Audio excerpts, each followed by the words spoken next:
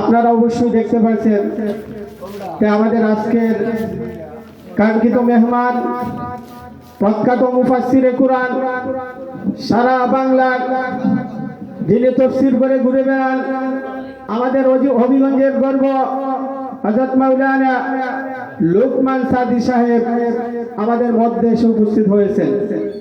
আমরা অল্প কিছুক্ষণের মধ্যেই হযরতের মহামূল্যবান আলোচনা শুনতে পারব। আমি আপনাদেরকে আহ্বান করব, সম্মানিত গ্রামবাসী, মাইকের আওয়াজ যতদূর যাচ্ছে, আমরা যে যেখানে আসি না কেন, আপনাদেরকে আমাদের প্যান্ডেলে আসার জন্য সবিনয় অনুরোধ করছি।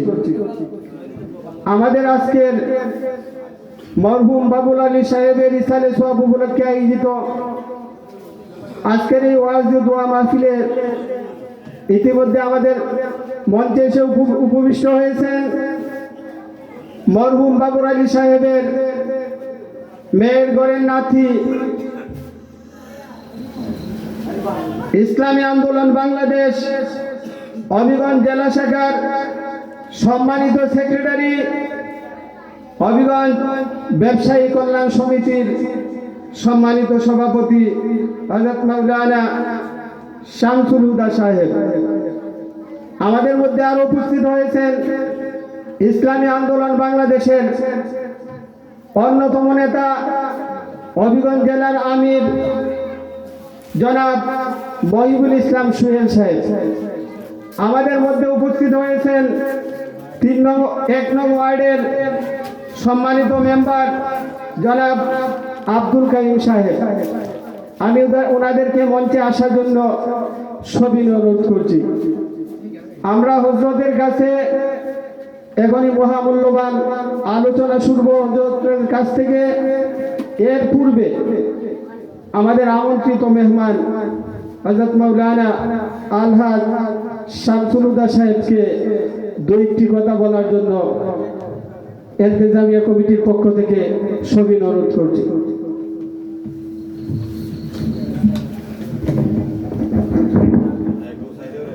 আসসালামু আলাইকুম রহমতুল্লাহ।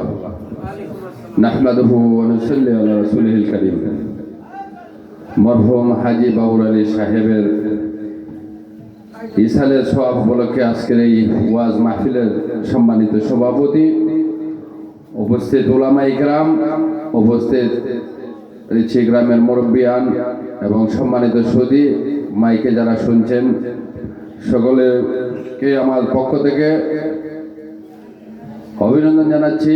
আমরা আল্লাহ তাআলার দরবারে শুকরিয়া জ্ঞাপন করছি একটি দিনই মাহফিলে আসার এবং বসার এবং শোনার তৌফিক আল্লাহ তাআলা দিয়েছেন। এই জন্য সকলেই বলে শুকর আদায় করি আলহামদুলিল্লাহ। দিনই মাহফিল একটি ইসালে সওয়াবের জন্য এই মাহফিলটি যদি অনুষ্ঠিত হয়, যারা ইন্তেকাল করেছেন এই পরিবারের, এই বংশের, তাদের ইসালের জন্য, আমরা যারা জীবিত আছি আমাদের জন্য এটা নসিহত। আমরা এখান থেকে মূল্যবান ওয়াজ নসিহত শুনে আমাদের জীবনকে গঠন করার জন্য আমরা প্রস্তুতি নেওয়ার ব্যবস্থা গ্রহণ করার সুযোগ হবে। আমরা সকলেই যেন যারা বক্তব্য উলামায়ে কেরাম আজকে ওয়াজ নসিহত করবেন, মনোযোগের সহিত আমরা আমলের নিয়তে কথাগুলো শুনবো। কারণ আমাদের জিন্দেগির অতি অল্প সময়, জিন্দেগির সময়টা খুবই অল্প, চাইতে চাইতে মানুষের জীবন শেষ হয়ে যায়। এই জন্য আমরা পরকালের চিন্তাকে মাথায় রেখে হালাল হারাম এর পার্থক্য অনুযায়ী আমরা জীবন ব্যবস্থা পরিচালনা করব। এই আল্লাহ তাআলা আমাদের সকলকে যেন সেই অনুযায়ী আমল করার তৌফিক দেন এবং মরহুম হাজী বাবুল আলী সাহেব সহ ওনার পরিবার পরিজন, ওনার পুরা বংশের যত মুর্দাগণ আছে, আল্লাহ তাআলা যেন তাদেরকে জান্নাতুল ফেরদাউস নসিব করবেন। আমরা ওনার উত্তরসূরি হিসাবে, আমি ওনার মেয়ের ঘরের নাতি, আমাদের ওনার ছেলে মেয়েদের মধ্যে আমার বাবার কাছে বিয়ে দিয়েছিলেন, উনি একজন বিশিষ্ট আলেমের কাছে বিয়ে দিয়েছিলেন, উনি অত্যন্ত সৌভাগ্যবান আমার নানা। সেই সুবাদে আমরা এখনো হয়তোবা আমার মামারা এই পরিবারের পক্ষ থেকে আজকে বছরে একটি ওয়াজ মাহফিলের আয়োজন করে থাকেন, কিন্তু আমি প্রতিদিন আমার নানা সহ আমাদের বংশের সকল মুর্দাগণের জন্য ইসালের সওয়াব করে থাকি। ইসালের সওয়াবের জন্য প্রতিদিন 2 রাকাত নামাজ পড়ে থাকি, আরো বিভিন্ন সময় তো দোয়া করেই থাকি। তো আমি আহ্বান করব আজকে যারা এখানে আছেন, আসলে শুধু বাৎসরিক একটা ওয়াজ মাহফিলের মাধ্যমে কিন্তু ইসালের সওয়াব সীমাবদ্ধ রাখলে হবে না। প্রতিটা মুহূর্তে আপনাদের সকলের, আমাদের সকলের আত্মীয় স্বজন, আমাদের পূর্বপুরুষরা আমাদেরকে দুনিয়াতে রেখে গেছেন, তাদের জন্য কিছু পাঠানোর ব্যবস্থা আমাদের দায়িত্ব। কি পাঠাবো আমরা? তাদের জন্য ইসালের সওয়াব হিসেবে সদকা খয়রাত দান আমরা করব এবং ভালো কাজ করব, যেন আমাদের মুরব্বীরা পরকালে যেন আল্লাহ তাআলা তাদেরকে শান্তিতে রাখেন এবং জান্নাতবাসী করেন। আমরা সকলকে যেন সুন্দরভাবে কথাগুলো শোনার তৌফিক দেন। আল্লাহ তাআলা আমাদের সকলকে যেন দ্বীনের সহিহ বুঝ দান করেন। আসসালামু আলাইকুম ওয়া রাহমাতুল্লাহ। মাশাআল্লাহ, আলহামদুলিল্লাহ, জাযাকাল্লাহ। সম্মানিত উপস্থিতি, এই পর্যায়ে আপনাদের সম্মুখে মহাগ্রন্থ আল কোরআন থেকে তাফসীর নিয়ে আসছেন প্রখ্যাত মুফাসসিরে কোরআন হযরত মাওলানা লুকমান সাদি সাহেব। হযরতকে হযরতের আলোচনা পেশ করার জন্য সবিনয় অনুরোধ করছি। আসসালামু আলাইকুম ওয়া রাহমাতুল্লাহি ওয়া বারাকাতুহু।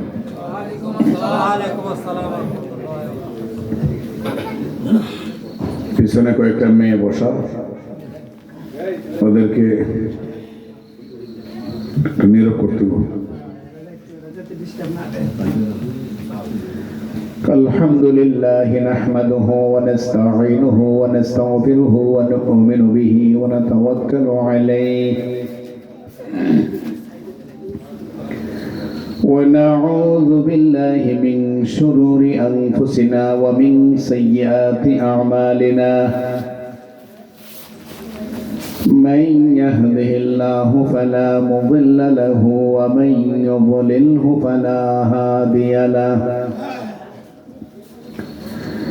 ونشهد أن لا إله إلا الله وحده لا شريك له ونشهد أن سيدنا وسندنا وحبيبنا ومولانا محمد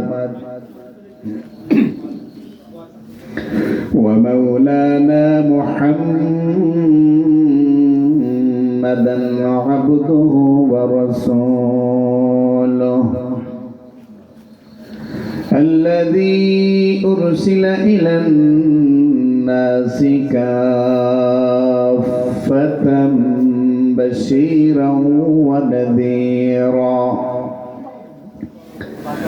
وداعيا إلى الله بإذنه وسراجا منيرا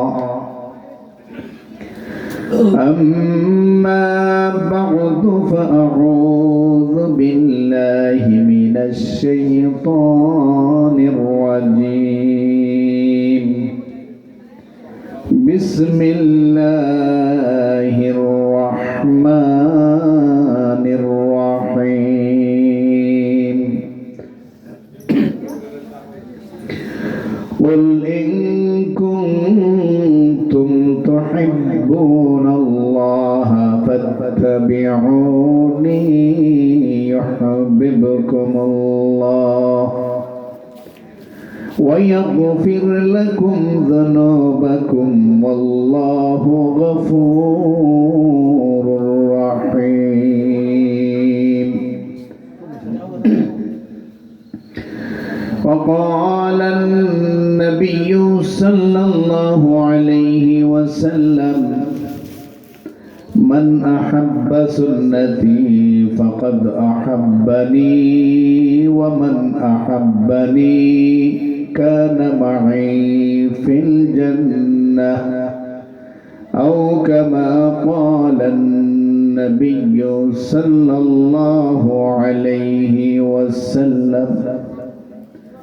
اللهم صل على محمد وعلى آل محمد كما صليت على إبراهيم وعلى آل إبراهيم إنك حميد مجيد اللهم بارك على محمد وعلى آل محمد كما باركت على إبراهيم وعلى آل إبراهيم إنك حميد مجيد لا إله إلا الله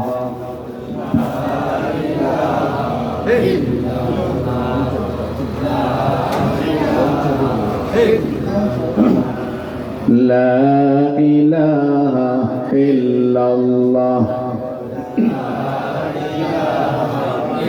আমরা অনেকগুলো মানুষ এখানে বসা সত্যিকার অর্থেই দরদ নিয়ে যদি জিকিরে কণ্ঠ মিলাই তাহলে অনেক শ্রুতি মধুর একটা আওয়াজ এখান থেকে বের হয় সুন্দর একটা আওয়াজ বের হওয়ার কথা লা ইলাহা ইল্লাল্লাহ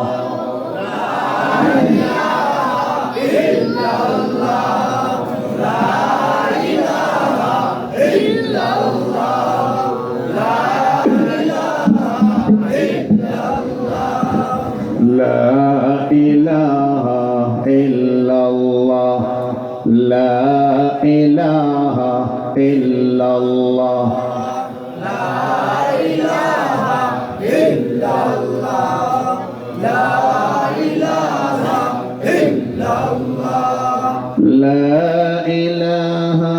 إلا الله لا إله إلا الله لا إله إلا الله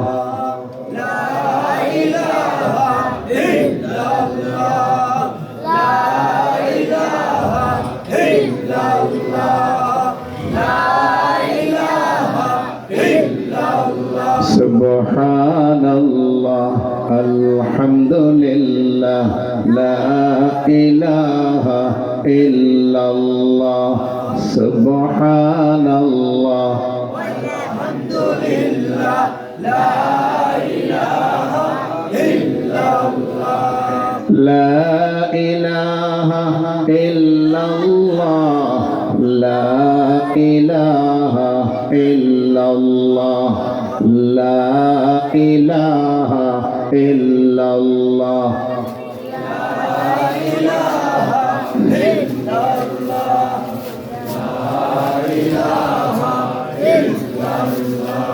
لا إله إلا الله محمد رسول الله صلى الله عليه وسلم রিচি গ্রামের ঐতিহ্যবাহী পরিবারের সন্তান মরহুম হাজী বাবুর আলী সাহেবের মাগফিরাত কামনায় আয়োজিত আজকের এই তৃতীয় বার্ষিক ওয়াজ ও দোয়ার মাহফিলের সম্মানিত সভাপতি এবং সহ সভাপতি মণ্ডলী, দিগার হযরত উলামায়ে কেরাম, আইম্মায়ে মাসাজিদ, সামনে সমবেত বেরাদরানে ইসলাম, পর্দার আড়ালের নেককার মুমিনা খালেসা আবেদা মা ও বোনেরা, মহান আল্লাহ তাআলার দরবারে সকলেই একসাথে শুকরিয়া আদায় করা দরকার, যিনি পবিত্র রমজানকে সামনে রেখে শাবানের এই মুহূর্তে শবে বরাতের চাঁদে আমাদেরকে একজন আল্লাহওয়ালা মানুষের মাগফিরাত কামনায় আজকের এই মুবারক মাহফিলে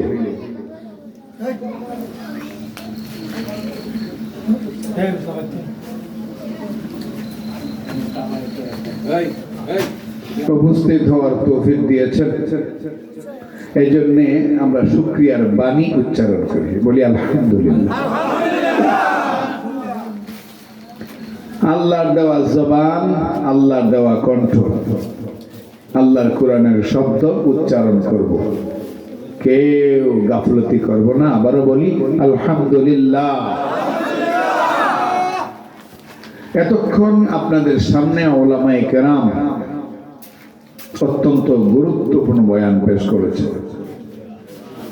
আসরের পর থেকে এই পর্যন্ত উলামায়ে কেরামের বয়ান ধারাবাহিকভাবে চলছে। আমার পরেও আপনাদের সামনে বয়ান পেশ করবেন আমাদের মুরব্বী, আমাদের মাতার তাজ, শুধু হবিগঞ্জ নয়, গোটা দুনিয়ার বাংলা ভাষাভাষী মানুষের কাছে আধ্যাত্মিক রাহবার শাইখুল হাদিস ওয়াত তাফসীর আল্লামা তাফাজ্জুল হক মুহাদ্দিসে হবিগঞ্জি রহমাতুল্লাহি আলাইহির জানেশীন, ওনার আওলাদ, ওনার সাহেবজাদা, আমার প্রিয় ভাতিজা মুফাসসিরে কোরআন হযরত মাওলানা মামনুনুল হক দামাত বারাকাতুহু, উনি ইতিমধ্যেই আপনাদের মাঝে এসে উপস্থিত হয়ে গেছে, আরামে আছেন। ওনাকে অল্পক্ষণ পরেই নিয়ে আসা হবে। আমি খুব লম্বা দীর্ঘ আলোচনা আজ করব না, কারণ এখান থেকে সোজা আমার ঢাকা সফর, এজন্য অল্প সময় কথা বলবো। কিন্তু আমার অনুরোধ, যতক্ষণ কথা বলবো আল্লাহর ওয়াস্তে আপনারা কেউ কথা বলবেন না। যখন আমি বলবো কোনটা বলা দরকার তখন বলবেন, যখন বলবো সুবহানাল্লাহ বলেন, আলহামদুলিল্লাহ বলেন, আল্লাহু আকবার বলেন, তখন বলবেন। কিন্তু আমার প্রোগ্রাম বয়ান চলাকালীন একজন আরেকজনের কানে কানে বা ইশারায় কোনো কথা বলবেন না। যদি বলেন তাহলে আপনারা মারাত্মক গুনাহগার হবেন। কেন গুনাহগার হবেন? চলতেছে কোরআন এবং হাদিসের আলোচনা, আপনি ফাঁক দিয়া ভিন্ন কথায় যদি লিপ্ত হন তাহলে যিনি আলোচক কোরআনের কথা বলছেন ওনার মনোযোগ নষ্ট হবে। ওনার মনোযোগ নষ্ট হলে আপনি কতগুলো লোকের হক নষ্ট করলেন। এই জন্য এই কথাটা মানবেন তো আপনারা ইনশাআল্লাহ? ইনশাআল্লাহ তো সবাই কইছে, মানবেন তো ইনশাআল্লাহ? আমি আপনাদের খেদমতে পবিত্র কোরআনুল কারীমের আলে ইমরান থেকে 31 নম্বর আয়াতটি তেলাওয়াত করেছি। এই আয়াতে আল্লাহ কি বলেন এটাকে শোনাবো আপনাদের। এরপর একটা হাদিসও তেলাওয়াত করেছি, এটার তরজমাও বলবো। এরপরে সংক্ষিপ্ত কিছু আলোচনার পরে সমাপ্ত করবো ইনশাআল্লাহ। আল্লাহ পাক এই আয়াতে বলছেন, قل إن كنتم تحبون الله قل إن كنتم تحبون الله فاتبعوني يحببكم الله ويغفر لكم ذنوبكم والله غفور رحيم। আল্লাহ পাক বলেন, হে নবী আপনি দুনিয়ার মানুষকে জানায় দেন, যারা ইমানদার মুমিন এদেরকে জানায় দেন, ইন কুনতুম তুহিব্বুনাল্লাহ, যদি তোমরা আল্লাহকে ভালোবাসো। কাকে? আমরা সবাই আল্লাহর বান্দা নেই তো আল্লাহর নাম জবানে লই, আল্লাহর নাম নেওয়ার ক্ষেত্রে মুখ বন্ধ করে এটা কোনো ভদ্রতা না। বলেন তো যে যদি তোমরা ভালোবাসো আল্লাহকে, কাকে? আল্লাহ।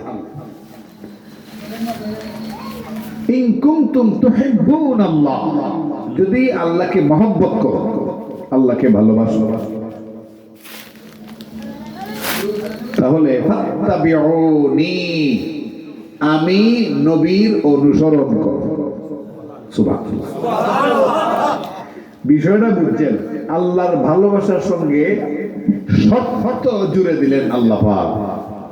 হে পয়গম্বর বলো, যদি তোমরা আমাকে ভালোবাসো এই আল্লাহকে ভালোবাসো, তাহলে আমার অনুসরণ করো, আমাকে ফলো করো। সুবহানাল্লাহ।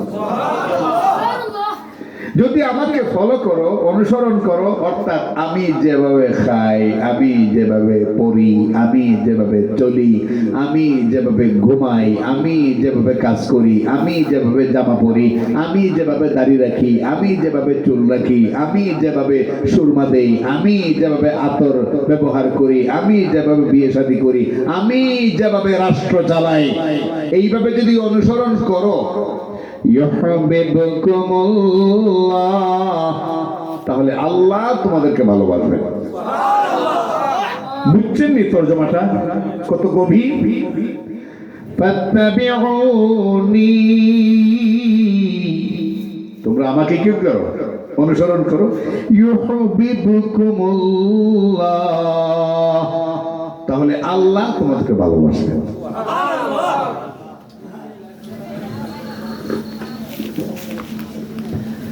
আল্লাহ কাউকে ভালোবাসা আর কোন বান্দা আল্লাহকে ভালোবাসা, এই দুই কথার মধ্যে পার্থক্য আছে না নাই? আমার কথা বুঝতেছি না? আল্লাহ ভালোবাসে, এটা হলো একটা শিরোনাম, আর একটা শিরোনাম বান্দা আল্লাহকে ভালোবাসে। পার্থক্য আছে। আল্লাহ কাউকে ভালোবাসে, এই কথাটা দামি। হ্যাঁ, আর আপনি বললেন আল্লাহকে ভালোবাসেন, আমি বললাম আল্লাহকে ভালোবাসেন, এটা এতটা দামি না। কেন দামি না? এরকম তো সবাই বলে যে আমি আল্লাহকে ভালোবাসি। হ্যাঁ, আল্লাহ সরাসরি কথা বলা আমি অমুককে ভালোবাসি, এটার দাম বেশি, এটার দাম বেশি। তো দুনিয়াতে উদাহরণ দিলে বুঝবে ভালো। এখন তো আর শেখ হাসিনাও নাই, ক্ষমতা খালেদা জিয়াও না, এখন হইল ডক্টর ইউনূস। হ্যাঁ, এখন রিচি গ্রামের সবাই যদি কয় ডক্টর ইউনূসকে আমি বড় ভালোবাসি, আমরা বড় ভালোবাসি, এইটা হইলে একটা বক্তব্য। অপরদিকে আরেকটা বক্তব্য, ইউনূস সাহেব বলতেছে আমি রিচি গ্রামের অমুককে ভালোবাসি। এই দুই কথার মধ্যে দামি কোনটা? ইউনূস যেটা কয়, কারণ সে প্রধান উপদেষ্টা। হ্যাঁ, সে বলতেছে রিচি গ্রামের অমুককে আমি ভালোবাসি, আর সারা গ্রামের মানুষ বলতেছে আমরা ইউনূসকে ভালোবাসি। দামি কোনটা?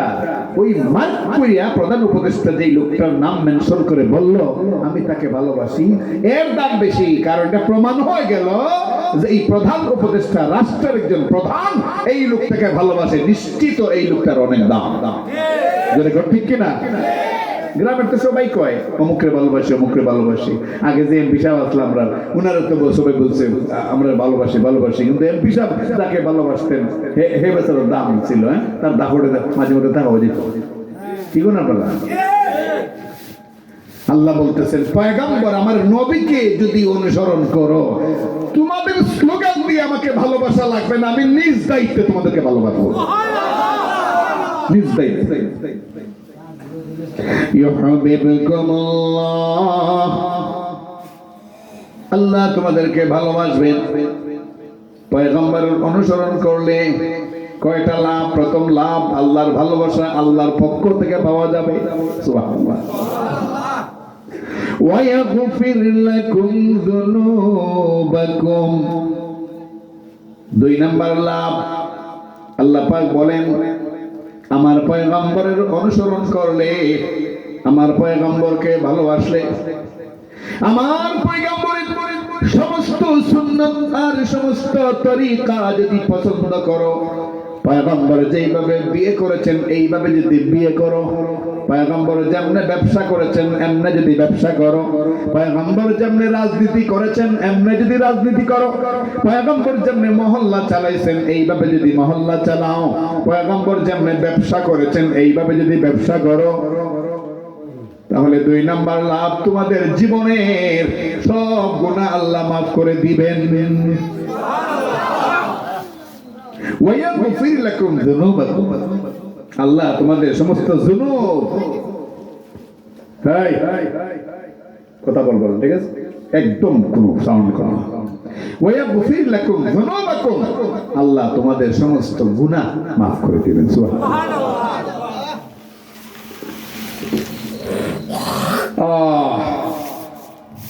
সমস্ত গুনাহ আল্লাহ মাফ করে দিবেন। কেন? আল্লাহু গফুরুর রহিম, আল্লাহ হলেন পরম করুণাময় এবং পরম দয়ালু। সুবহানাল্লাহ বলেন। তো আয়াতটা বুঝছেন না আপনারা? আল্লাহরে যদি ভালোবাসতে হয় তাহলে অনুসরণ করতে হবে কার? আরো জোরে, নবীর। আরো কার? না আরো জোরে বলেন, কার? নবীর অনুসরণ বাদ দিয়া আল্লাহকে ভালোবাসার কোনো সুযোগ, কোনো উপায়, কোনো রাস্তা। এখন বলেন, যে ব্যক্তি দাড়ি রাখলো, যেই ব্যক্তি টুপি পরলো, যেই ব্যক্তি আতর লাগাইলো, যেই ব্যক্তি নবীর উপরে সহি তরিকায় দরুদ পড়লো, এমনকি সবচেয়ে সেরা ইবাদত হলো নামাজ, এই নামাজের মধ্যে যে দরুদ, এই দরুদটা শুদ্ধভাবে পড়লো, এরপরও যদি এই লোকটারে কেউ কয় হে নবীর আশিক না, হে নবীরে চিনে না, বলো তো ওই লোক এই যে কথাটা বললো এর চেয়ে জাহেল, এর চেয়ে মূর্খ, এর চেয়ে বেয়াদব আল্লাহর জমিন আর কেউ আছে? উচ্চ আওয়াজে বলেন, আছে? কিন্তু সমাজে এমন লোক আসেনি, কইনি? হ্যাঁ, কি বলবো আপনাদেরকে? নিজের কাছে সুন্নতের লেশ মাত্র নাই, আর যার মাথা থেকে পা পর্যন্ত সুন্নতে ভরা তাকে গালি দেয়। কপাল পোড়া, কপাল পোড়া। হাসরের মাঠে তোমরাও দাঁড়াবে আল্লাহর সামনে, আমরাও দাঁড়াবো, পয়গম্বর উপস্থিত থাকবেন, সেদিন বুঝবা জিলাপির ওজন কত। قل إن كنتم تحبون الله قل إن كنتم تحبون الله فاتبعوني يحببكم الله ويغفر لكم ذنوبكم والله غفور رحيم। পয়গম্বর আপনি বলুন, যদি আল্লাহকে ভালোবাসো, ভাই কথা না বলি কেন? কথা বলবেন না, ইশারা কাজ করবেন। বলুন, আপনি যদি আল্লাহকে ভালোবাসো, ফাত্তাবিউনি, আমাকে অনুসরণ করো, তাহলে ইউহিব্বুকুমুল্লাহ, আল্লাহ তোমাদেরকে ভালোবাসবেন, আর সমস্ত গুনাহ আল্লাহ মাফ করে দিবেন। কেন? আল্লাহ পরম দয়ালু এবং পরম করুণাময়, তিনি তোমাদেরকে মাফ করে দিবেন। এই আয়াতের নাজিলের পর, এই আয়াত নাজিলের পর সাহাবায়ে কেরামের মধ্যে নবীর প্রতি ভালোবাসার মহব্বত এত বেশি পরিমাণে বেড়ে গেছিল, তারা বাড়ি ঘরের কথা ভুলে যাইতেন, বসে থাকতেন 24 ঘন্টা নবীর সামনে। সুবহানাল্লাহ। বাড়ি ঘরের কথা ভুলে যেতেন, শুধু খাবার দাবার বা অন্যান্য কাজের সময় যাইতে, আর বাকি সব নবীর দরবারে বসে থাকতেন। যে আল্লাহ বলছেন, নিজে বলে দিয়েছেন নবীর অনুসরণ করা, নবীর কাছে থাকলে অনুসরণটা ঠিক হবে, দূরে গেলে এতটা হবে না। এই জন্য সমস্ত কাজ কর্ম বাদ দিয়া নবীর দরবারে বসে থাকতেন। হযরতে আবু হুরায়রা রাদিয়াল্লাহু আনহু নাম শুনছেন না? হযরতে আবু হুরায়রা নবীজির দরবারে সব সময় থাকতেন, বসে থাকতেন। ওনার মা ছিলেন মুশরিকা। এরা কি করে এখানে? কি করে এরা এখানে? যদি মাহফিল হয়, এরা যদি গুচ্ছু গুচ্ছু করে মিটিং করে, তো দরকারটা কি? গেল এটা কি বুঝলাম না। মানে সব সময় নবীজির দরবারে পরে থাকতেন, রাত্রেবেলা যেতেন খাওয়ার জন্য বাড়িতে। মা তো মুশরিকা, নবীকে দেখতে পারে না, নবীর নাম শুনতে পারে না, আর খালি বলতো যে মোল্লার দরবারে পড়ে থাকো, মোল্লায় খাওয়ায় না, এখন আইসুস কে লাগে, এইভাবে গাল মানে বোকাঝোকা করতো। এরপরও হযরতে আবু হুরায়রা রাদিয়াল্লাহু আনহু পড়ে থাকতেন নবীজির দরবারে, রাত্রেবেলা গিয়ে শুধু বাড়িতে যেতেন। আল্লাহু আকবার কবীর। একদিন রাতে মা লাঠি নিয়ে এমন আঘাত করলেন, গোটা শরীরে ফিনকারি দিয়ে রক্ত উঠল। আবু হুরায়রা চলে আসলেন নবীজির দরবারে, বললেন, ইয়া রাসূলুল্লাহ, ওগো আল্লাহর নবী, আপনার দরবারে পড়ে থাকি, আপনার চেহারা মুবারক দেখার জন্য বসে থাকি সারা দিন, আপনার জবান থেকে কি হাদিস বের হয় শোনার জন্য বসে থাকি সারাদিন। তো আমার মা তো মুশরিকা, আমার মা বরদাস্ত করতে পারেন না, গালাগালি করেন, বকাঝকা করেন। আজকে এত মায়ের আমাকে দিয়েছেন ইয়া রাসূলুল্লাহ। দেখেন এই বলে আবু হুরায়রা পিঠ থেকে কাপড় সরাই দিলেন। পয়গম্বর দেখেন গোটা শরীরে এক আঙ্গুল জায়গাও জখম থেকে খালি নয়, এক আঙ্গুল জায়গাও জখম থেকে খালি নয়, পুরা শরীরটা রক্তাক্ত হয়ে গেছে। নবীজি বললেন, আবু হুরায়রা কি করবো বলো, তোমার জন্য কি করতে পারি? আবু হুরায়রা বললেন, ইয়া রাসূলুল্লাহ, আমার মায়ের বিচার করুন, আপনি বিচার করুন, কেন আমার মা এইভাবে মারলো? পয়গম্বর বললেন, আবু হুরায়রা এমন এক কথা বলছো যে আমার পক্ষে কোনোভাবেই এটা সম্ভব না, কারণ তোমার মা আল্লাহ পাকের বিধান অনুযায়ী তোমার সবচেয়ে বড় মুরব্বী। ওনার বিচার করার পাওয়ার বা অধিকার আমি পয়গম্বরেরও নাই। আমি এখানে ইন্টারফেয়ার করতে পারি না, তোমরা মা ছেলের বিষয়। রে আবু হুরায়রা, মা তো তোমাকে মেরেছে, এখনো জিন্দা আছো।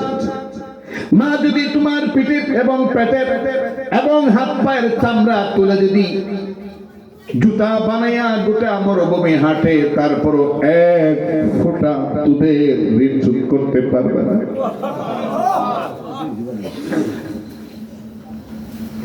আর সেই মায়ের বিচার দিয়েছ আমার কাছে অসম্ভব, তোমার মায়ের বিচার করতে পারবো না। ইয়া রাসূলুল্লাহ, তাহলে একটা কাজ করুন, আমার মা তো মুশরিকা, তিনি তো ইসলাম গ্রহণ করছেন না, আমি বারবার বুঝাচ্ছি উনি মানেন না, আপনি একটু দয়া করে আল্লাহর কাছে হাতটা তুইলা আমার মায়ের জন্য একটু দোয়া করে, যেন আমার মা ইসলাম গ্রহণ করে এবং আপনার ভালোবাসায় সিক্ত হয়ে জীবনটাকে ধন্য করে। নবীজি বললেন, আবু হুরায়রা এটা আমি করতে পারি, এইটা করতে পারি। নবীজি হাত তুললেন, যেই মাত্র নবীজি হাত তুলছেন দোয়ার জন্য, এমনি হযরত আবু হুরায়রা দিছেন বাড়ির দিকে দৌড়।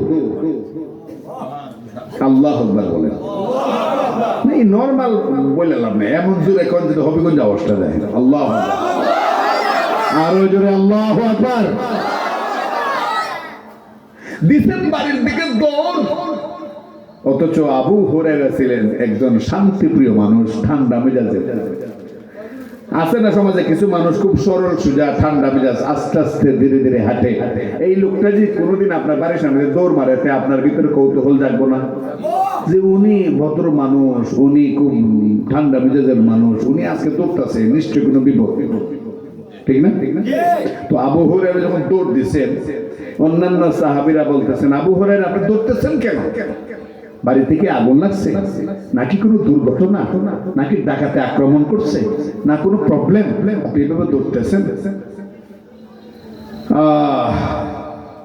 উনি কোনো জবাব দিচ্ছেন না। মানুষ প্রশ্ন করতে আছে, উনি কোনো জবাব দিচ্ছেন না। যাচ্ছেন তো যাচ্ছেন, খুব দ্রুত যাচ্ছেন, দৌড়িয়ে যাচ্ছেন।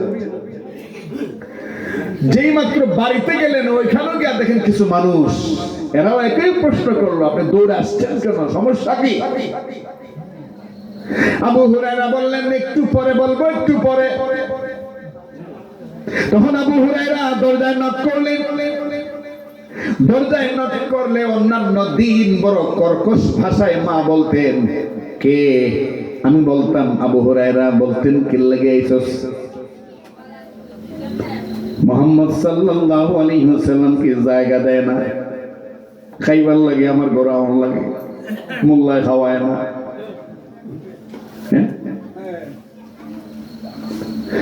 কিন্তু ওই দিন আল্লাহ পয়গম্বরের এই সাহাবী আবু হুরায়রা রাদিয়াল্লাহু আনহু যেই মাত্র দরজায় নক করলেন, নক করার সাথে সাথে ভিতর থেকে মোলায়েম কণ্ঠে আওয়াজ, কে বাবা?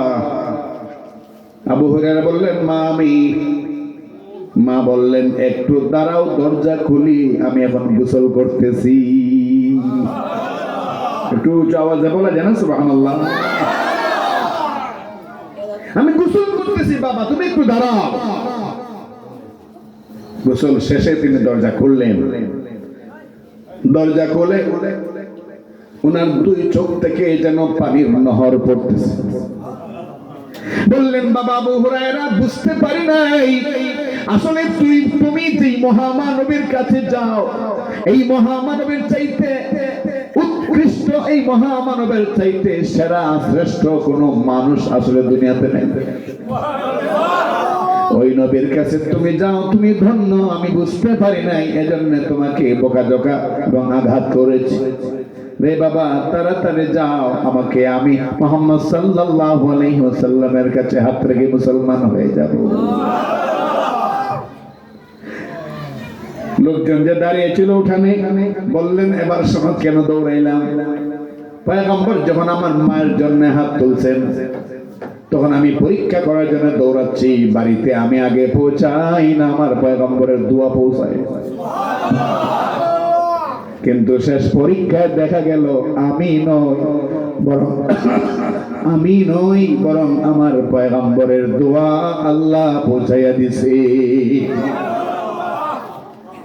আমি বুঝতে পারি নাই, পৌঁছে গেছে পয়গম্বরের দোয়া। মুহতারাম হাজিরিন, আবু হুরায়রা বলেন, এরপর থেকে আমার মা ঘরে সামান্য কোনো খাবারও যদি তৈরি হতো,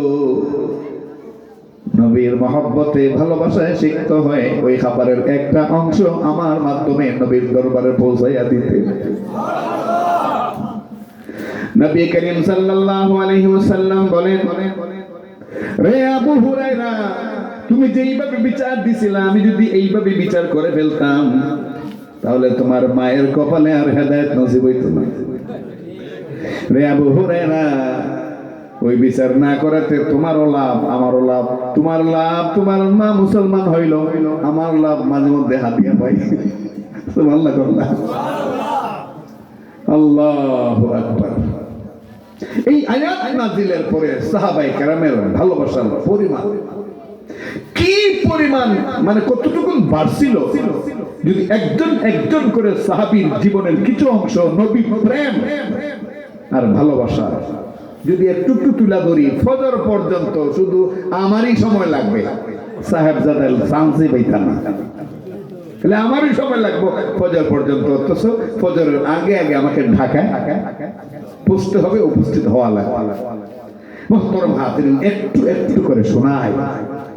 আজকে সমাজের কিছু মানুষ নবী প্রেম আর ভালোবাসার গজল ঠিকই গায়, কিন্তু বড় আফসোস লাগে 3.5 হাত বডির মধ্যে বোমা মারলো যখন একটা সুন্নত রাসূলের পাওয়া যায় না, তখন কষ্টে কলজাটা ফেটে যেতে চায়। দাবি করে নবীর আশিক, অথচ গান্দা হাইয়া গজলে টান দেয়। এমন লোক সমাজে আছে না? নাই? আছে। সত্যিকারের প্রেম কোনটা? নবী প্রেম। সত্যিকারের ভালোবাসা কোনটা? এটা বোঝার দরকার আছে না নাই? আছে না নাই? এই যে আল্লাহ বলছেন, তুমি বলো যে ফাত্তাবিউনি, আমার অনুসরণ করো। ফাত্তাবিউনি, আমার অনুসরণ করো। আমি যেইভাবে দুনিয়াতে চলছি এইভাবে চলবা। আমার পোশাক আশাক জামা কাপড় যা আছে এগুলো তোমাদের যদি হয় তাহলে তোমরা নবী প্রেমে পাস। আর দাবি করবা আশিকে রাসূল, মেয়ের গায়ে হলুদের অনুষ্ঠান করবা, দাবি করবা আশিকে রাসূল, এরপরে করবা অসংখ্য শিরক আর বেদাত, তাহলে হাসরের মাঠে উপস্থিত হইলে দাঁত 32টার একটাও থাকবে না, একটাও থাকবে না, একটাও থাকবে না। বরং পরিষ্কার সূরা কাউসারের তাফসীরের মধ্যে আছে, সূরা কাউসারের তাফসীরের মধ্যে আছে পয়গম্বর আলাইহিস সালামকে আল্লাহ পাক কাউসার দান করেছেন। এটা একটা কুয়া, এটার পানি এত মিষ্টি, এত সুস্বাদু, কেউ যদি একবার পান করে লাম ইয়াযমাউ আবাদা, জিন্দেগিতে আর কোনোদিন পিপাসা লাগবে না। আর হাসরের মাঠে এই পানিটা ছাড়া কোনো পানি থাকবে না। আল্লাহু আকবার বলেন। আল্লাহ আল্লাহ যেন সেদিন মরহুম হাজী বাবর আলী সাহেব সহ আমরা যারা আছি এবং মাইকের আওয়াজ যতদূর যাচ্ছে, আল্লাহ যেন সকলকে পয়গম্বরের এই পবিত্র হাতে হাউজের পানি পান করার সৌভাগ্য নাজিল করে। তো নবীজি বলেন, আকাশের যে এই পরিমাণ তারকা, এই পরিমাণ পেয়ালা গ্লাস দেওয়া হবে যেন আমি আমার উম্মতের পানি পান করাই। পয়গম্বর বলেন, এই নহরটা, এই কুয়াটার মূল অংশ থাকবে জান্নাতে। ওইখান থেকে পাইপ দিয়া হাসরের মাঠে সূর্য মাথার উপরে মানুষ গর্মাক্ত, মানুষের ঘামে মানুষ সাঁতার কাটবে। আল্লাহু আকবার এরকম এই পরিস্থিতির মধ্যে যেন আমার উম্মত তৃষ্ণা মিটাইতে পারে, এজন্য আল্লাহ পাক এটা দিবেন এবং আমারে মালিক বানাই দিবেন। আমি পান করাবো। প্রশ্ন করা হলো, কেমনে বুঝবেন কে আপনার খাঁটি উম্মত, কে বেজাল উম্মত? কে খালি জিলাপি সন্তুষ্ট ছিল আর কে আপনার জিহাদেও আমল করতো, বুঝবেন কেমনে? নবীজি বলেন, 1000 কালো উটের মধ্যে যদি একটা সাদা উট থাকে, অথবা 1000 সাদা উটের মধ্যে একটা কালো উট থাকে, চিনতে কি কোনো অসুবিধা হইব? আরো জোরে, আরো জোরে। পয়গম্বর বলেন, আমার খাঁটি উম্মত যারা, এদের কপালের মধ্যে এরকম নোর চমকাইব, আমি দিকে দিকে ফেরেশতাদের দেখা দেখাই না বানি বান করাম।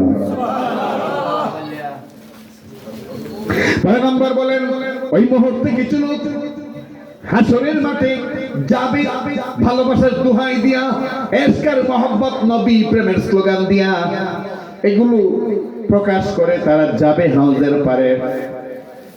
আমিও পানি দেওয়ার জন্য প্রস্তুতি গ্রহণ করব। ওই মুহূর্তে আল্লাহ পাক বলবেন, না না, এদেরকে পানি দেবেন না, আপনি পানি দেবেন না। নাউজুবিল্লাহ। আমার হাবিব, এদেরকে পানি দেবেন না, কারণ এরা মুখে নবী প্রেম বলতো, কিন্তু স্বার্থের জন্য আপনার সব সুন্নতকে এরা জবাই করত। মুখে নবী প্রেম বলতো ঠিক, কিন্তু আপনি যেটা করেন, করতে নিষেধ করছেন, এগুলো বেশি করছি। এরা গায়রুল্লাহকে সেজদা দিত, এরা কবরে সেজদা দিত, তারপরে এরা অসংখ্য বেদাত, অসংখ্য কুফর, অসংখ্য শিরক তারা করেছে। আপনার ধর্মটা একেবারে তছনছ করে দিয়ে এসেছে। এরা মানে অসংখ্য অগণিত দলে বিভক্ত করছে সাধারণ মুসলিম জনতাকে। সাধারণ মুসলিম জনতাকে এরা ভাগ ভাগ করে ফেলছে, অথচ কামের কাম কিছুই না, কোনো তেমন ঘটনাও না, খালি ওদের ভাগে কম পড়বে, এই কারণে এরা এরকম দল উপদল বানাইয়া মুসলিম মিল্লাতটাকে ধ্বংস করে দিয়েছে। এরা আপনার ইসলামে ধ্বংস করেছে। এরা পকেটটা বাড়ি হইলেই এরা হারাম তার হালাল ফতোয়া দিয়েছে। অতএব এদেরকে হাউজের পানি আপনি দিবেন। তখন পয়গম্বর বলবেন, নবীজি বলে গেছেন দুই না থাকতে, তখন আমি বলবো, সুহকান সুহকান লিমান গায়্যারা বাদি, সুহকান সুহকান লিমান গায়্যারা বাদি। ও রিচি গ্রামের আমার সম্মানিত মুসলমান ভাইরা, তো মনোযোগ দিয়ে হাদিসের তরজমাটা শুনেন। পয়গম্বর বলেন, সুহকান সুহকান লিমান গায়্যারা বাদি, সুহকান সুহকান লিমান গায়্যারা বাদি। এই কথা পয়গম্বর সেদিন হাসরের মাঠে বলবেন। এর অর্থ হইল, দূর হও তোমরা, দূর হও তোমরা, দূর হও।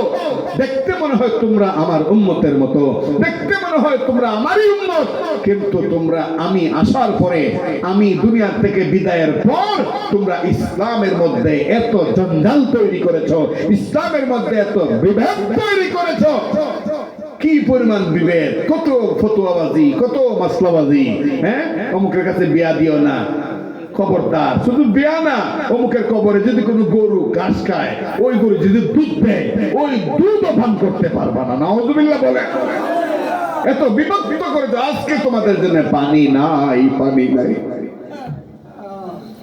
ওই দিন অবস্থাটা কি হবে? আর সত্যিকার অর্থেই যারা রাসূল প্রেমে উদ্বুদ্ধ, নবীর প্রেমে উদ্বুদ্ধ, 5 ওয়াক্ত নামাজ ঠিকঠাক মতে আদায় করে, নবীর সুন্নাত গুলো আদায় করে, নবীর মতো আচরণ করে, আখলাক করে, জুলুম করে না, অন্যায় করে না, কোরআনের সম্মান দেয়, মাদ্রাসার সম্মান দেয়, আলেম ওলামার সম্মান দেয়, মুরব্বীদের সম্মান করে, বাপমার খেদমত করে। এক কথায় পয়গম্বর যত ভালো ভালো কাজের কথা বলে গেছেন সবগুলো করে, সবগুলো করে। তবে বাহ্যিক অর্থে বড় ধরনের কোনো জৌলস তারা দেখায় না, বড় ধরনের কোনো জমায়েত তারা দেখায় না, বড় ধরনের শোডাউন তারা করে না, কিন্তু গোপনে গোপনে রসুল প্রেমের চোখের পানি ফেলে। ওই সমস্ত লোকেরা হাসরের মাটি পয়গম্বর আলাইহিস সালামের পবিত্র হাতি, সেই দিন হাউজে কাউসারের পানি পান করবে। পয়গম্বর বলেন হাউজের পানি পান করার মানে হলো ওই হাসরের মাঠে আর কোনোদিন লাম ইয়াজমাউ আবাদা, আর কোনোদিন পিপাসার্ত হবে না। সুবহানাল্লাহ বলেন। আল্লাহু আকবার কাবীরা। বিরক্ত হইতেছেন? রাগ করতেছেন? তাহলে একটা তাকবীর দেন, নারায়ে তাকবীর।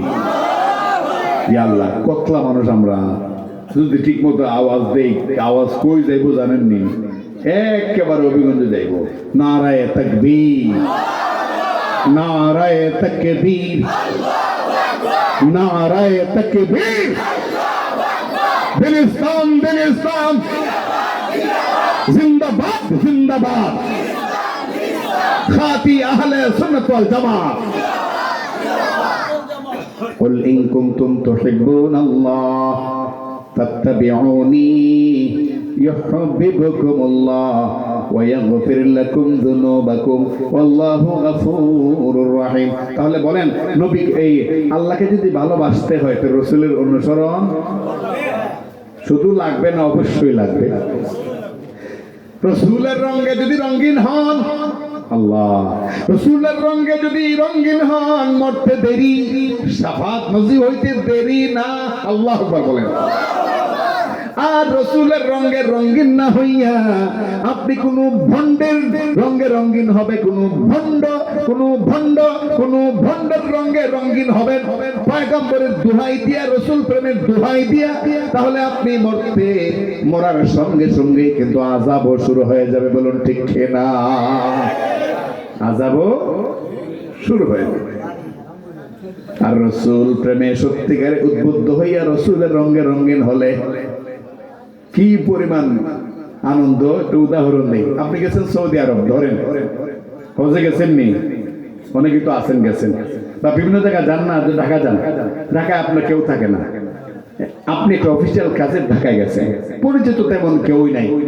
হ্যাঁ, এখন যদি আপনি গুলিস্তানের মোড়ে একটা লোকরে পিছন দিক থেকে দেখেন যে আপনার রিচি গ্রামের একটা বন্ধু আছে, এর সাথে আপনি একসাথে চলাফেরা করেন, বাজারে একসাথে যান, তারপরে বিভিন্ন জায়গায় একসাথে যান, একসাথে চলেন, প্রায় একসাথে খাওয়া দাওয়া করেন, ওই লোকটার মতো পিছন দিক থেকে দেখা যায়, খুশি লাগবো না? জোরে কোন না, আরো জোরে কোন। খুশি লাগবো যে এই শহরে কাউকে আমি চিনি না, দেখা যায় আমার এই বন্ধুর মতো। আসলে কি বন্ধু না বন্ধুর মতো?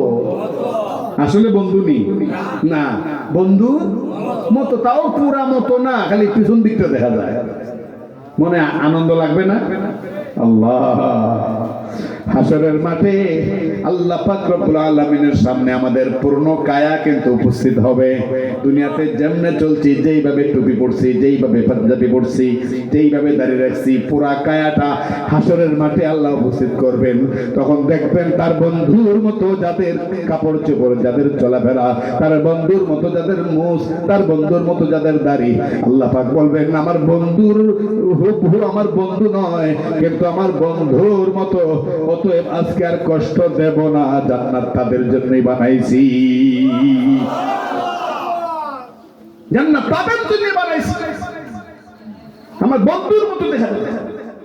এইবার বলেন, আপনি দাবি করলেন আপনি আশিকে রাসূল, কিন্তু আপনার 3.5 হাত বডির মধ্যে এবং কাপড় চুপড়ি পয়গম্বরের কোনো একটা লেবাস নাই, পয়গম্বরের লেবাসের কোনো গন্ধ নাই, অথচ আপনি দাবি করেন আশিক রাসূল।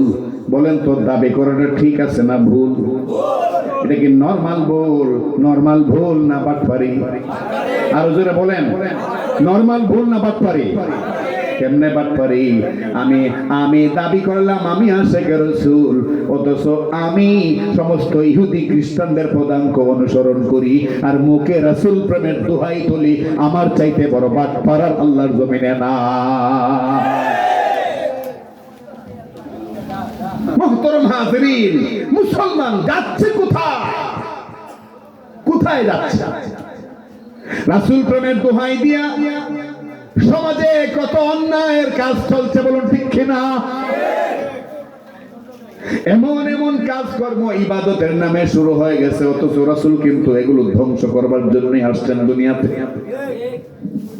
রাসূল প্রেমের দোহাই দিয়া অনেকে অনেক অনুষ্ঠান করে, ওই অনুষ্ঠানের মধ্যে দেখা যায় তবলা বাজে, বাজনা বাজে, এই বাজনার তবলার ভিতর দিয়ে রাসূল প্রেমের গান আসেনি? বাস্তব কিনা? একটা বাস্তব কথাও প্রবন্ধী আলেমরা কখনো মুখ দিয়ে বলে না, বলেনি, এরকম করিনি। রাসূল প্রেমের গান গায় অথচ বাজনা বাজতেছে, আসেনি?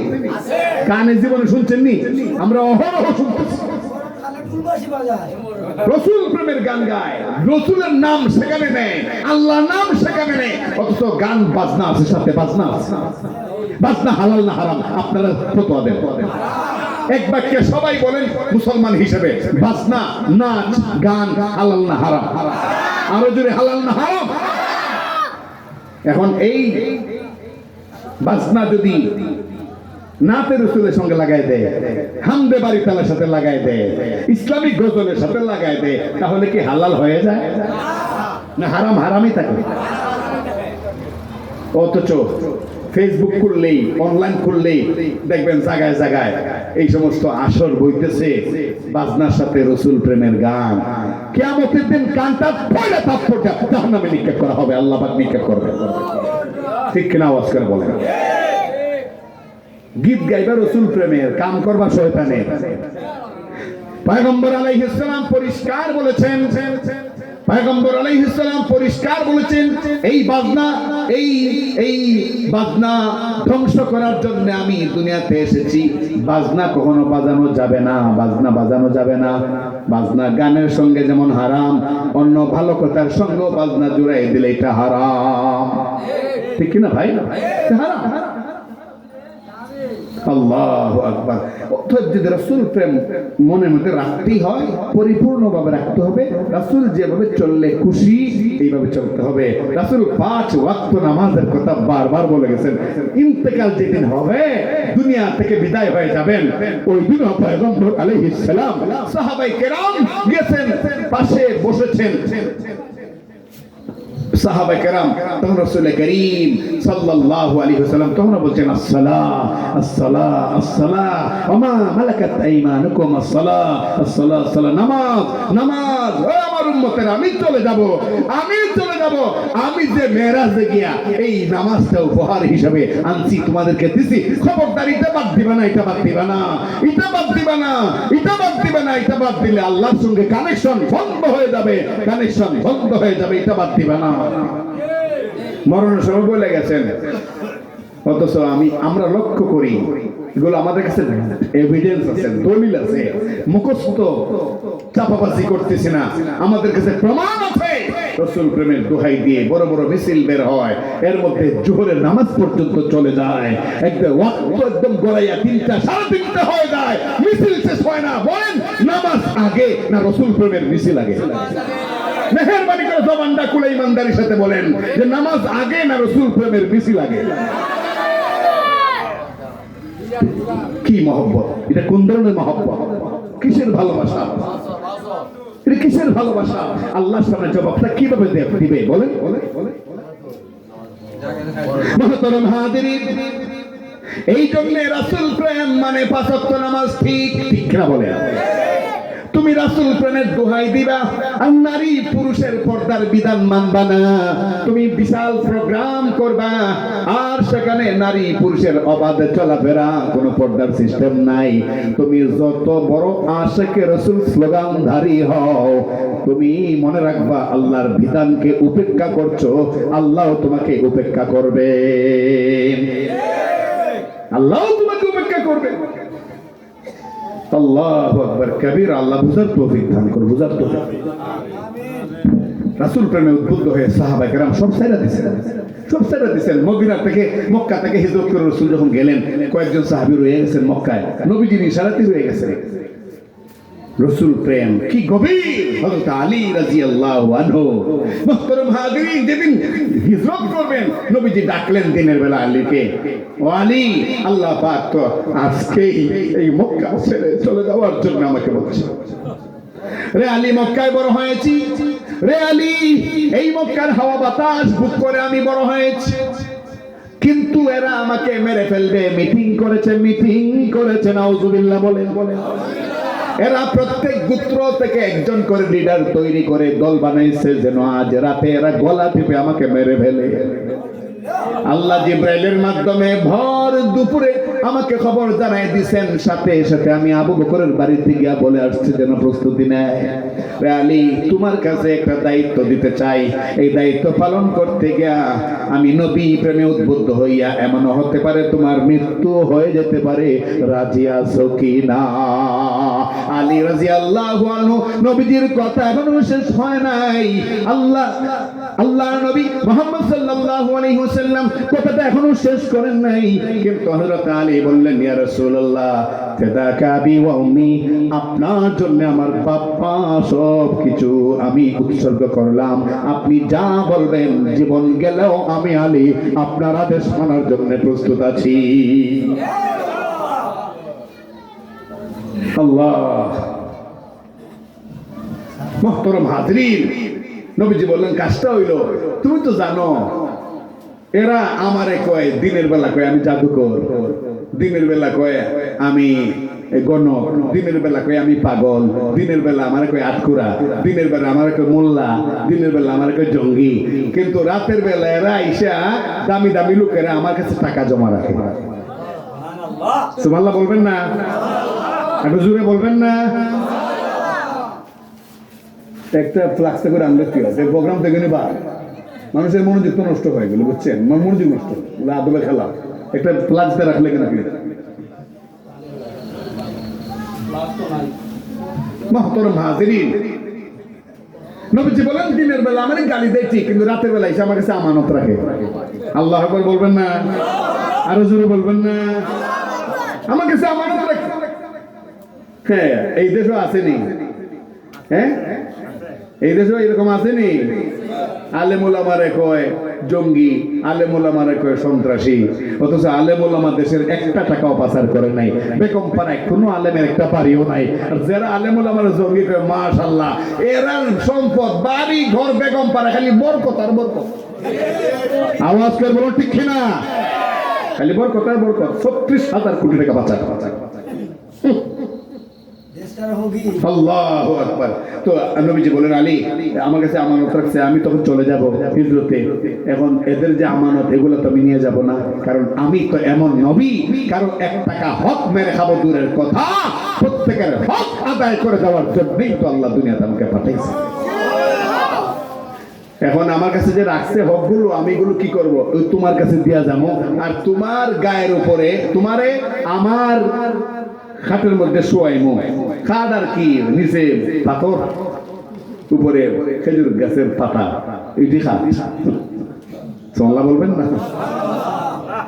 তো শোয়ে যাইমু, আর তোমার গায়ের উপরে আমি নবী পয়গম্বর যে চাদরটা পরি, এই চাদরটা তোমার গায়ের মধ্যে ছেড়ে দিয়ে দেব। এখন এরা কিন্তু রাতে ঢুকবো মার মুখে হইয়া আমাকে মারার জন্য। এমনও হইতে পারে আমি শুয়ে আছি ভেবে তোমাকে মেরে ফেলতে পারে, তখন কি করবা? আলী বললেন, ইয়া রাসূলুল্লাহ, আপনার জন্য যদি জানটা দিয়ে দিতে হয়, আমি আলীর 1 সেকেন্ডের বেঁচে থাকার কোনো সার্থকতা নাই। আমি মনে করবো আমার জীবন ধন্য। নবীজি বললেন, ঠিক আছে, তুমি এশকে রাসূলের মহব্বতের পরীক্ষায় পাস, তুমি পাস। আর আমরা এশকে রাসূলের স্লোগান দেই ঠিক, কিন্তু নাস্তিকরা আমার নবীর চরিত্র নিয়ে শাহবাগের মোড়ে মিছিল করে। এই নাস্তিকরা আমার নবীর চরিত্রে কালিমা লেপন করে একের পর এক বেয়াদবি করে, কিন্তু আমাদের মধ্যে অনেক লোক আছে এই নাস্তিকদের বিরুদ্ধে একটা মিছিলে আমরা শরীক হতে পারি না।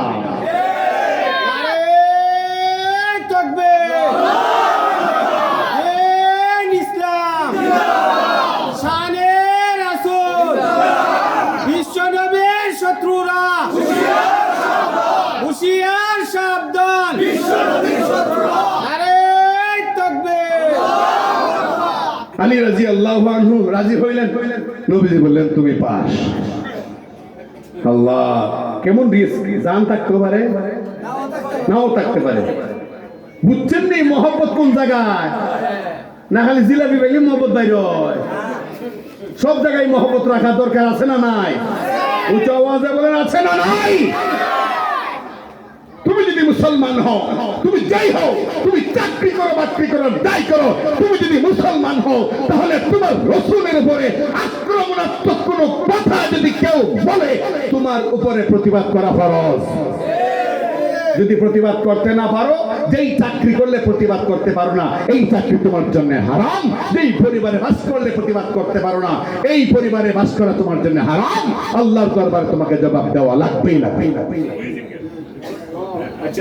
আল্লাহু আকবার কাবীরা। ওয়া আলাইকুম আসসালাম ওয়া রাহমাতুল্লাহ। আমাদের সদর থানার সবাই ভালোভাবে থাকেন, আমি আপনাদের শুভকামনা করতেছি। আর আমি পরে আবার সময় পেলে আসবো, রাত্রেই যে কোনো টাইমে আসবো ইনশাল্লাহ। ইনশাআল্লাহ আমরা দোয়া করি আপনার জন্য। থানার জন্য দোয়া করবেন, জি ইনশাআল্লাহ, সবাই দোয়া করবেন, সবার কাছে দোয়া চাই। জি ইনশাআল্লাহ সাক্ষাৎ হবে আপনার সাথে। আমি আপনার থানার পাশে মসজিদের করতে পানি উন্নয়ন বোর্ডের। ওয়া আলাইকুম আসসালাম। হ্যাঁ, আমার মনে হয় একটা কথা বলে দুইটা কথা বলে গেলে ভালো। হ্যাঁ দুইটা কথা, ঠিক আছে। জি জি। সম্মানিত গ্রামবাসী, আপনারা জেনে অবশ্যই আনন্দিত হবেন, আমাদের হবিগঞ্জ সদর থানার সম্মানিত ওসি জনাব আলমগীর কবির সাহেব আমাদের মধ্যে এসে উপস্থিত হয়েছেন। আমরা খুশি না বেজার? আলহামদুলিল্লাহ। উনি আপনাদের সম্মুখে 2-1 মিনিট ওনার মতামত ব্যক্ত করবেন। ওনাকে ওনার মতামত ব্যক্ত করার জন্য সবিনয় অনুরোধ করছি।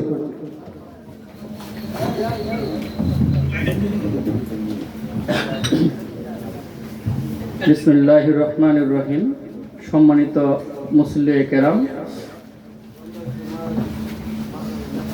আমি অফিসার ইনচার্জ হবিগঞ্জ সদর মডেল থানা আলমগীর কবির। আমি গত দুই দিন আগে দাওয়াত পেয়েছি। উনি আমাকে অনেক অনুনয় বিনয় করে বলেছেন যে আমার ওয়াজ মাহফিলে আপনি একটু থাকবেন। আপনারা জানেন যে আমরা পুলিশের লোক, শত ব্যস্ততার মধ্যে আমাদের সময় অতিবাহিত করতে হয়। আমি এইখানে আসার আগে মিনিমাম 10-12 জন লোক আমার অফিসে বসিয়ে রেখে আসছি যে আপনারা একটু বসেন, আমি একটু রিচি যাব, ওইখান থেকে দেখা করে চলে আসব। তো ওয়াজের মধ্যে আসলে আমার এই কথাটা বলা ঠিক না, যেহেতু হুজুর খুব সুন্দর সুন্দর আপনাদেরকে বয়ান করে শোনাচ্ছিলেন কোরআন এবং হাদিসের আলোকে।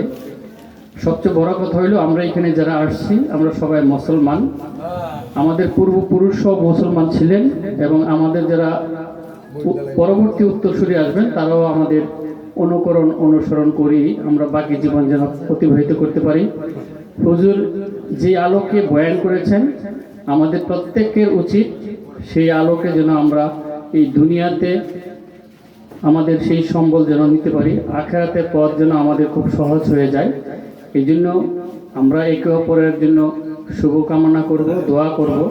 আমাদের বাবা মা যারা এখনো জীবিত আছেন তাদের জন্য দোয়া করব। যারা মৃত চলে গেছেন, আমার বাবা মা এখনো নাই জীবিত, ওনারা দুইজনেই চলে গেছেন পরপরে। তো আমার বাবা মার জন্য আপনারা দোয়া করবেন, আমি আপনাদের কাছে দোয়া চাচ্ছি। আর আমার জন্য দোয়া করবেন। হুজুর যেভাবে কোরআন এবং হাদিসের আলোকে আমাদেরকে বুঝিয়ে সুঝিয়ে দিচ্ছেন, আমরা যেন সেইভাবে আমরা দুনিয়াতে আমল করতে পারি এবং সেইভাবে যেন আমরা পরপরের যেই সম্বল সেইগুলি যেন আমরা অবলম্বন করে আমরা যেন আমাদের বাকি জীবন অতিবাহিত করতে পারি, সেই আশা এবং প্রত্যাশা রাখছি। এবং আপনাদের সকলের জন্য দোয়া করছি, আপনারা আমার জন্য দোয়া করবেন, আমিও আপনাদের জন্য দোয়া করব। সবাই ভালো থাকবেন। আসসালামু আলাইকুম ওয়া রাহমাতুল্লাহি ওয়া বারাকাতুহু। মাশাআল্লাহ, আমরা দোয়া করি। আমাদের ওসি মহোদয় আমাদের এলাকায় আসছেন, নতুন মানুষ, যত রকম সহযোগিতা লাগে উনি যদি আমাদের সহযোগিতা চান আমরা সহযোগিতা করবো তো ইনশাআল্লাহ। একটা আদর্শ এই থানা হিসাবে, আদর্শ এলাকা হিসাবে গড়ে তুলবার জন্যে উনি যতবারই আমাদেরকে ডাকবেন আমরা চেষ্টা করবো ওনার ডাকে সাড়া দেওয়ার ইনশাআল্লাহ। মোহতরম হাজিরিন, মোহতরম হাজিরিন, পরবর্তী আলোচক আমি আগেই ঘোষণা দিয়েছিলাম, আমার প্রিয় ভাতিজা মুফাসসিরে কোরআন হযরত মাওলানা মামনুনুল হক দামাত বারকাতুহুম এসে গেছেন। উনি গুরুত্বপূর্ণ বয়ান পেশ করবেন এখনই। তো আমি যে কথাটা বলছিলাম যে এইভাবে সাহাবায়ে কেরাম রাসূলের প্রতি মহব্বত আর ভালোবাসা প্রমাণ করেছেন জীবন দিয়া, প্রয়োজন হলে জীবন দিয়েছেন। আমরাও সেইভাবে প্রয়োজনে জীবন দিয়া হলেও রাসূলের প্রেম আর ভালোবাসাকে প্রমাণ করতে হবে, তবেই হব সত্যিকারের ইমানদার। আর এদিকে কোনো খেয়াল নাই, নবীর ইজ্জত নিয়া সিনেমিনি খেলা হয়, নবীর চরিত্রে কালিমা লেপন করে বক্তব্য দেওয়া হয়, ফেসবুকে লেখা হয়, অনলাইনে মানে স্ট্যাটাস দেওয়া হয়, আর আমরা নীরব থাকি, তাহলে বোঝা যাবে আমাদের মুখ আর বুক এক নয়। তখন মুনাফিকের খাতায় নাম চলে যাবে, আর মুনাফিকের খাতায় নাম চলে গেলে জাহান্নামের একেবারে ইন্নাল মুনাফিকিনা ফি দারকিল আসফালি মিনান নার, একেবারে জাহান্নামের তলদেশে বাস করতে হবে। আল্লাহ আমাদেরকে হেফাজত করুন। আপনারা বাকি সময়টুকু মাহফিলে থাকুন এবং শেষ মোনাজাত করে যান। আল্লাহ পাক রব্বুল আলামিন মরহুম হাজী বাবর আলী সাহেবকে এবং ওনার আত্মীয় স্বজন আরো যারা কবর বসে আছেন, আল্লাহ সকলকে মাফ করে দিন, আমিন। ওয়া আখিরু দাওয়ানা আনিল হামদুলিল্লাহি রাব্বিল আলামিন। মাশাআল্লাহ, আলহামদুলিল্লাহ, জাযাকুমুল্লাহ ওয়া আহসানাল জাযা। সম্মানিত উপস্থিতি, আমরা আমাদের আজকের ইসালে সব মাহফিলের শেষ প্রান্তে এসে পৌঁছে গেছি। আমাদের আজকের ইসালে সব মাহফিলের সম্মানিত প্রধান অতিথি, আপনারা জানেন যে শুধু বাংলাদেশ নয়, এশিয়া মহাদেশের অন্যতম শাইখুল হাদিস ছিলেন শাইখুল হাদিস আল্লামা তাফাজ্জুল হক রহমতুল্লাহি আলাইহি এর সুযোগ্য সন্তান। আমরা হযরতকে স্বাগত জানিয়ে একটা তাকবীর দেই। নারায়ে তাকবীর, দিন ইসলাম, দিন ইসলাম। মামনুনুল হক সাহেবের আগমন ঋষি গ্রামের পক্ষ থেকে, মামনুনুল হক সাহেবের আগমন ঋষি গ্রামের পক্ষ থেকে, লাল গোলাপ শুভেচ্ছা। সম্মানিত উপস্থিতি, আমরা এখনো যারা এদিক সেদিক আছি, আমরা ইনশাল্লাহ হযরতের বয়ানের মধ্য দিয়ে আমাদের আজকের এই ইসালে সব মাহফিলের সমাপ্তি হবে। আমরা মরহুম বাবর আলী সাহেবের জন্য দোয়া করব, আর ওনাদের পরিবারের পক্ষ থেকে আপনাদের জন্য তাবারুকের ব্যবস্থা করেছেন। আশা করি আপনারা দোয়া শেষে তাবারুককে নিয়ে যাবেন। আর এই পর্যায়ে আমি হযরতকে হযরতের মহামূল্যবান আলোচনা পেশ করার জন্য সবিনয় অনুরোধ করছি।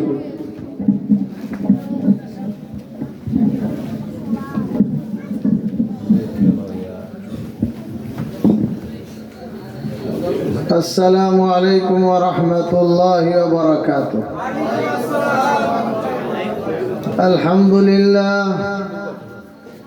الحمد لله نحمده ونستعينه ونستغفره ونؤمن به ونتوكل عليه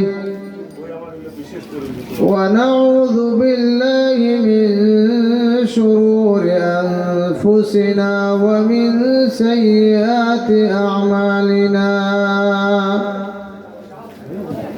من يهده الله فلا مضل له ومن يضلله فلا هادي له.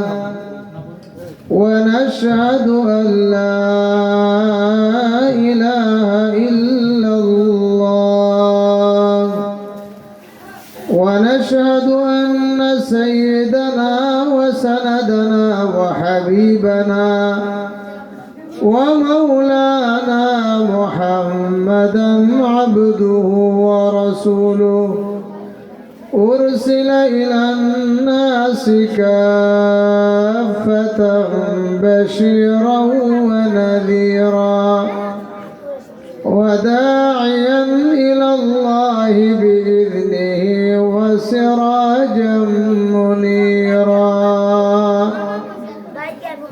أما بعد فأعوذ بالله من الشيطان بسم الله الرحمن الرحيم من عمل صالحا من ذكر أو أنثى وهو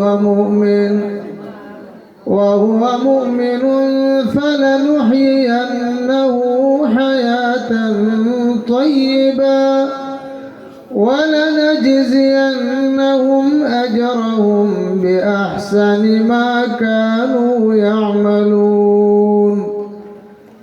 بارك الله لنا ولكم في القرآن العظيم ونفعنا وإياكم بالآيات والذكر الحكيم. يا ربي صل وسلم دائما أبدا على حبيبك خير الخلق كلهم. बेजाए रब मेरे दुरूद और सलाम बरगज़ीदा नबी पर अपनी मुदाम हबीब खुदा अशरफ अंबिया के अर्श मजीदश मुअद मुत्तका सल्लल्लाहु अला सय्यिदिना व मौलाना मुहम्मद व अला आलिहि व अस्हाबिहि व बारक व सल्लम सल्लल्लाहु अला सय्यिदिना व मौलाना मुहम्मद व अला आलिहि व अस्हाबिहि व बारक व सल्लम أستغفر الله إن الله غفور رحيم ولا حول ولا قوة إلا بالله العلي العظيم. لا إله إلا الله لا إله إلا الله لا إلا الله لا إله إلا الله لا إله إلا الله لا إله إلا الله لا إله إلا الله. तेरे सिवा माबूद हकीकी कोई नहीं है कोई नहीं. तेरे सिवा मौजूद हकीकी कोई नहीं है कोई नहीं. तेरे सिवा मक़सूद हकीकी कोई नहीं है कोई नहीं. तेरे सिवा मसजूद हकीकी कोई नहीं है कोई नहीं. तेरे सिवा महबूब हकीकी कोई नहीं है कोई नहीं. तेरे सिवा माशूक हकीकी कोई नहीं है कोई नहीं. तेरे सिवा माबूद हकीकी कोई नहीं है कोई नहीं. अब तो रहे बस तादम आखिर विरद ज़बा ऐ मेरे इलाह. ला इलाहा इल्लल्लाह ला इलाहा इल्लल्लाह ला इलाहा इल्लल्लाह ला इलाहा इल्लल्लाह मुहम्मदुर रसूलुल्लाह सल्लल्लाहु अलैहि वसल्लम. अल्लाहु हाज़िरी अल्लाहु नाज़िरी